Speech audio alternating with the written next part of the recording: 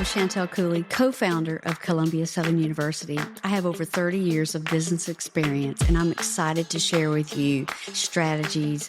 I'm excited to talk to you about how I move forward in my life. Whether you're in your career, you want to be a leader, or you want to continue to move forward, this is a podcast for you. So welcome to the Chantell Cooley Podcast.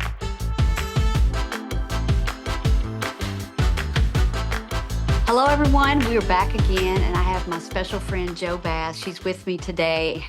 We are going to really get into something really powerful, being authentic with yourself. So, Jo, first of all, in the last session, we just went crazy with talking about whatever came to our mind.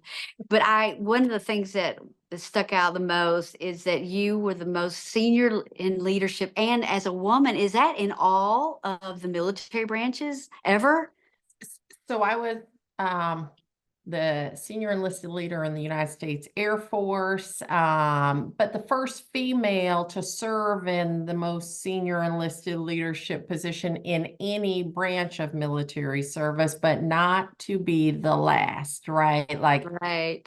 We're still, awesome. I think, in a day and age where, we're having women leaders in positions, or, it's somewhat flatlined. I'm not, well, that's a whole nother podcast to talk about, but we're somewhat flatlined. Yeah. But the fact that we can still count, right? Like the first Chief Master Sergeant of the Air Force is a female.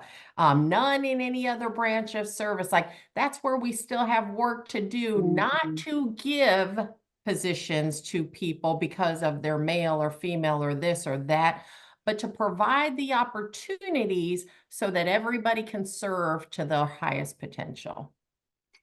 A few years ago, yes, I met you. We were at an Air Force conference. Is that right? Yes, we were. And you walked down the hallway. You were very important, obviously, in your position and being a woman. I think I was not sure if you would be able to communicate, like, on a very connecting level, or was it going to be just at another level where, you don't have time? Obviously, it was okay either way, but I was wonderfully surprised to catch you in the hall, and you actually made a connection with me, which I'm thinking, you always go, who am I compared to your level of leadership? You don't have time for me. But what was so powerful, and I do the same thing, and I don't think that we carry our titles differently. I'm co-founder of Columbia Southern, but that's not who we are. Yeah. I mean, we're these other women that truly care about people, and we came from the bottom. Yes. And we remember that. So I want you to share a little bit, because it was wonderful to me. And I went away from that conference going, I cannot believe that she had time to talk to me. And it was life-changing. And we don't know completely of all the things we do that will make a difference. But that moment you talked to me in the hallway, there was people all around you, obviously walking with you, that I'll remember for the rest of my life. So that is so sweet, Chantell. I'll tell you, it's funny because I don't feel like I did anything different than what, to me, anybody should do. And I love that you said that, we came from the bottom. There's a song, but lyrics aren't good, folks, so don't go Google that. But there's, to some degree, I have a leadership principle that says never forget where you came from, right? Like, always remember what got you to where you are.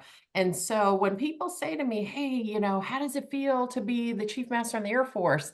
I wish I had a better answer, but I literally say the same, right? I just happen to have more responsibility in the role that I'm serving in, right?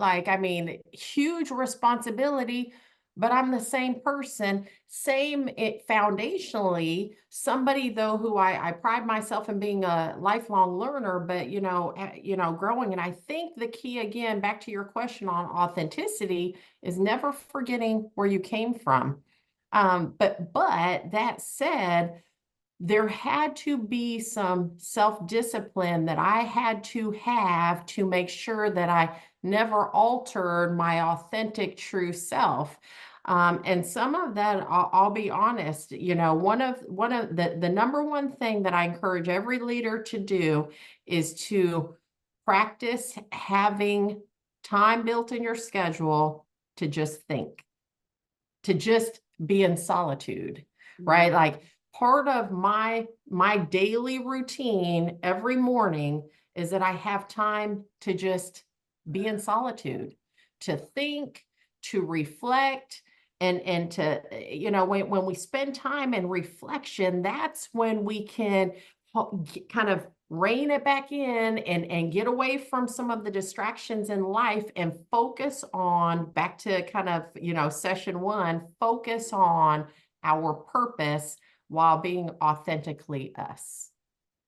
Yeah, I think that's so powerful. Do you think that we put a lot of pressure on ourselves? I know I did throughout my career, and finally, kind of at the end, I went, wait a minute. I know who I am. I like myself. And it's like there's a part of you that has to own what you carry, and you have to like who you are. But Yes. I put all this pressure because being a woman, you just, maybe we needed more mentorship, but it wasn't there for me. I Yes. didn't have it. So what do you want to say about that? What did you do that you noticed? I have so much to say about that very topic. You said so much in the sense of, we struggle to be authentically us and we didn't have the mentorship. Those two very important things. I did too, right? As a very young service member in the military, I did not see a lot of women leaders. And so what did I do? I kind of kept my head to the ground. I didn't want to stand out, right? I didn't want to be motherly because that, characteristics that women have are not what we have in the military. That's opposite. And so I don't know that, or I could say that I was authentic being young. And so because why? We also didn't have those mentors. I'll never forget when I ran into my first woman chief. I ran up to her and I was like, I'm inspired by you. I don't even know if she was good, right? Like, but I was like, I'm inspired by you because she looked a bit like me. And when I compared myself to leaders, I only saw strong men, which there's nothing wrong with that, by the way. I am who I am because I had strong mentors who all happened to be men. Yeah. I think there's something good about seeing something. We talk about you can't be sometimes what you can't see. And so it's important for us to be authentically us and also be transparent and share some of that so we can pull up this next generation. Yeah. But that mentorship piece, I think, is extremely important. And one last thing that I'll say about mentoring, when both of us grew up, Chantell, like there wasn't even a word called mentoring. Like I don't remember in the 90s us, talking about mentoring. Yeah. It was something that naturally happened. And then in the 2000s, we started talking about mentorship. We just have to do it, right? It is important to grow that next generation. It's important to grow each other. It takes a village for all of us to be who we are. So I would say, if you need a mentor, then you need to go look all around, and you don't have to go ask somebody. They could be your mentor by just watching them. And then we ought to be looking actively at who can we grow and pour into every single day. Yeah, that's so good. You're right. Mentorship. Yeah. God knows I needed it so bad. And all I had was men, which were great Yeah. around me. My dad died, when I was in my mid-30s. And, it's like, okay, who am I going to go after? I had some pastors in my life, but I feel so called, and I know you do too. We haven't known each other for like forever, but we feel called to change lives, to mentor, to help women and men, of course, both, to move themselves forward in life. Yeah. And let's talk a little bit about confidence. Yes. I tell you something, I remember one day walking in the hallway of our university, and I felt like I was supposed to start mentoring our staff. And I thought, I don't have the education for this. I've read a lot of books. I've got myself where I am today by being mentored and reading a lot. and I don't even remember, there was no podcast back then. I don't remember watching podcasts. Yeah. And I thought I'm going to give what I have. And I think that's important. You have to start, somewhere. So I gave what I had, and I started mentoring young men and women that were in the ranks of leadership. And I was shocked, Jo, of how pitiful it was with leadership then. I'm like, oh my God, they're suffering. They need to be led. They need to be helped. And it was just unbelievable. Like, there's such a need for this. Yes. And I remember it, and you do too. We just kind of scrapped ourselves through it and just grabbed what we could. And we had that confidence that we needed. Maybe we didn't have it. We just faked it for a little bit. Yeah. Yeah. But we grabbed it. So that piece, I want you to talk about that. I mean, confidence is so needed, and it's not there a lot of times. Absolutely. So leadership is really the art of motivating others to accomplish a mission, right? I would also offer that leadership is the ability to inspire others to accomplish a mission. And what I've also learned in all the years I've been doing this is that to gain confidence, you have to be competent. And so whatever you're competent in, right, whether it's your work, whether it's leadership, whether it's whatever giftings, if you're competent in that thing and you know what you're talking about, it breeds confidence.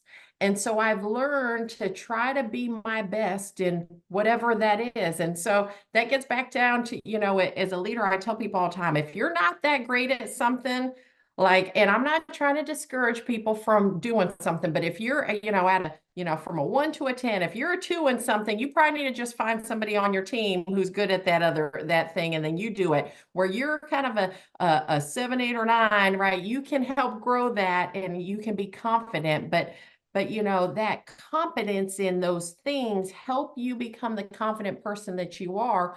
And from a spiritual aspect, Chantell, what I'll share is, I used to wonder or doubt, well, how can I be confident, and yet be a Christian and still remain humble?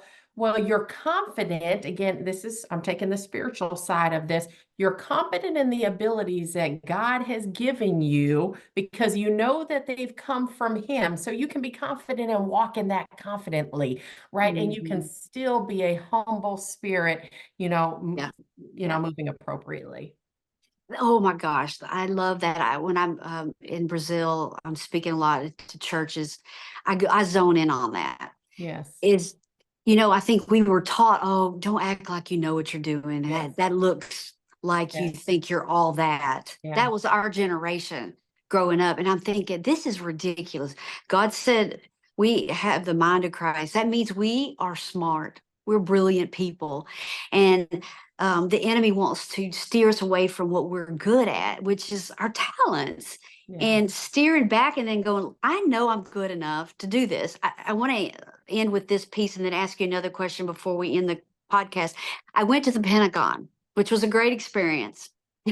Yes. And I can't even remember who the guy was. And he was way up there. We walked into his office, which took me a while to pass all the what do you call it? There's pictures everywhere, memorials everywhere. Yeah. Yes. And they had to check me out, all that. So Security, passed through all that. Yeah. And I sat there and I coached myself. And I think that's something that, I want to ask this question right after I say this.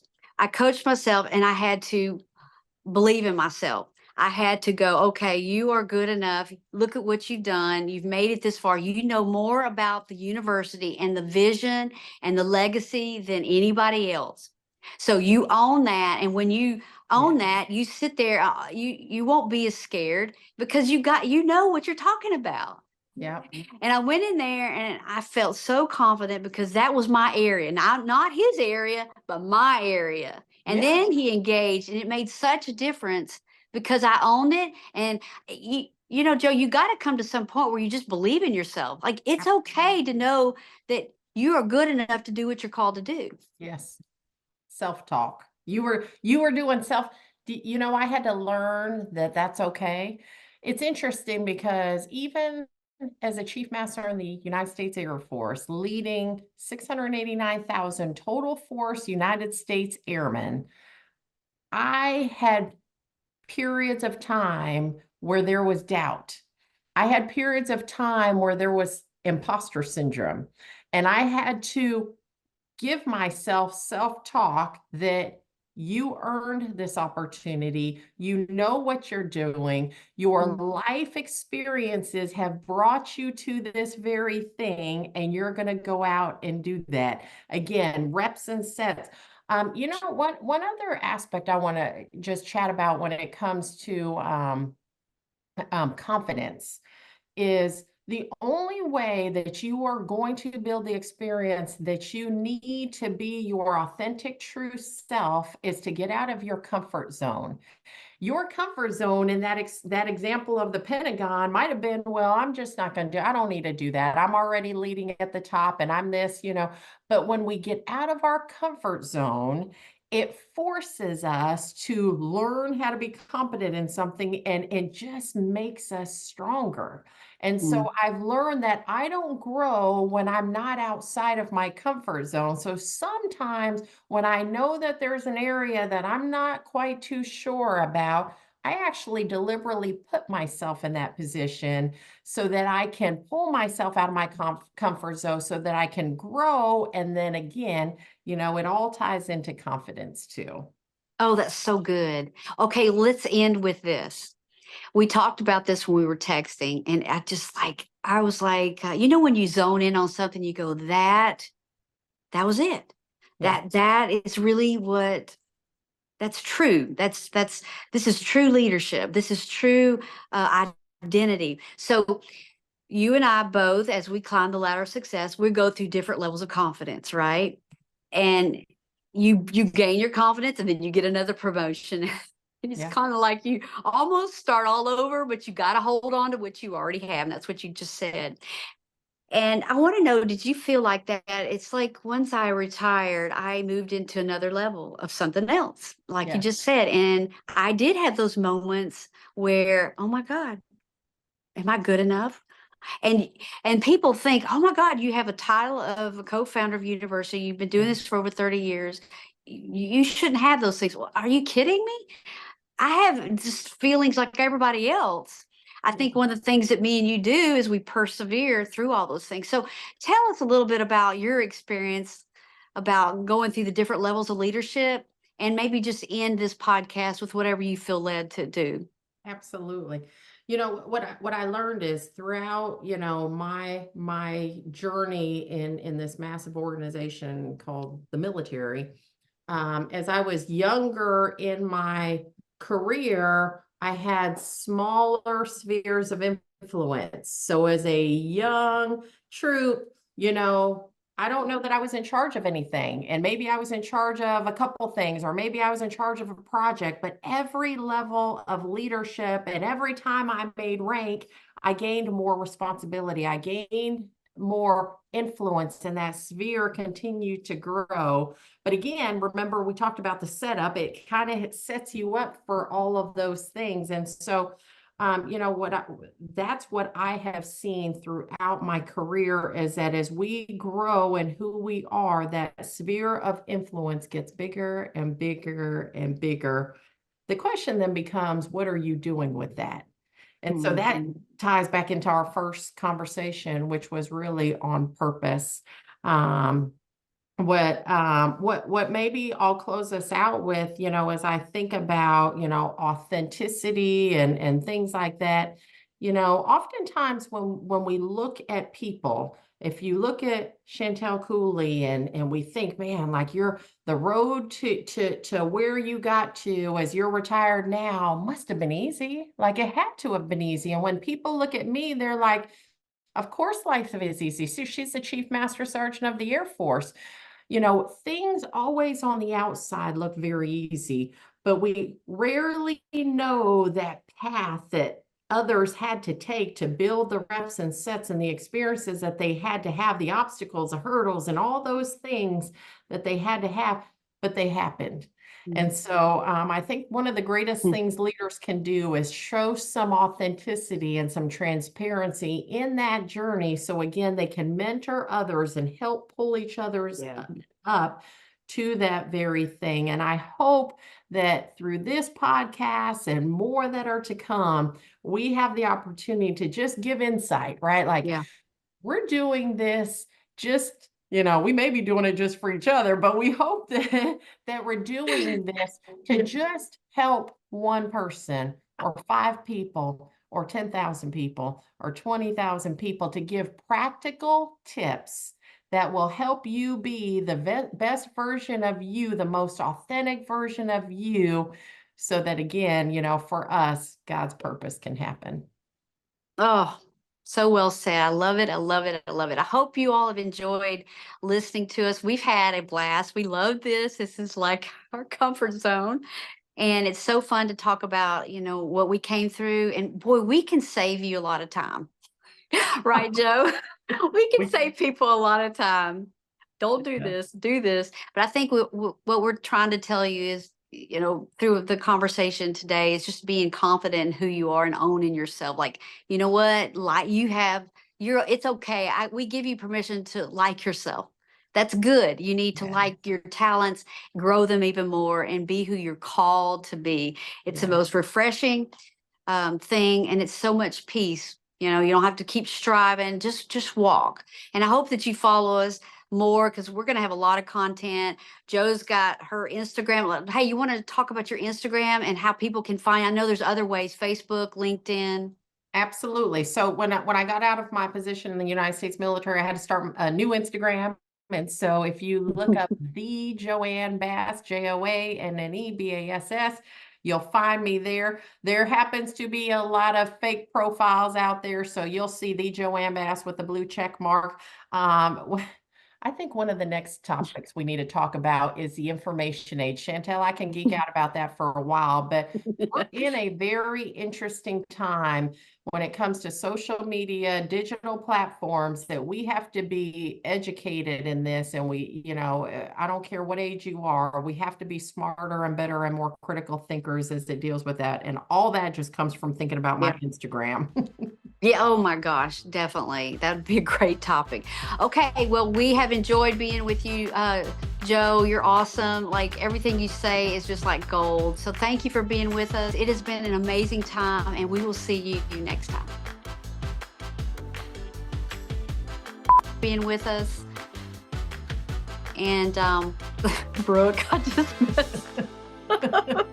Just let me say this again. Just say thank you, Jo, for being with us, and we'll see you next time.